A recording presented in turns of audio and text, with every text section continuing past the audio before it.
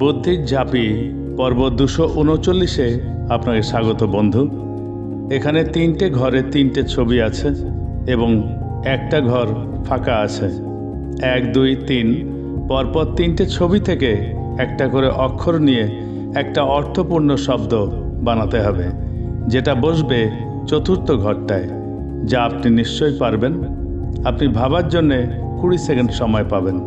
তারপর আপনি আপনার উত্তর কমেন্ট বক্সে লিখে দিন। আপনার সময় শুরু হচ্ছে এখন।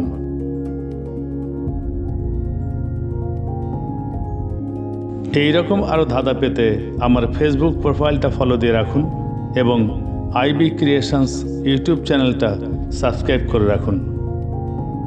এই পর্বের সঠিক উত্তর আগামী পর্বে জানিয়ে দেওয়া হবে।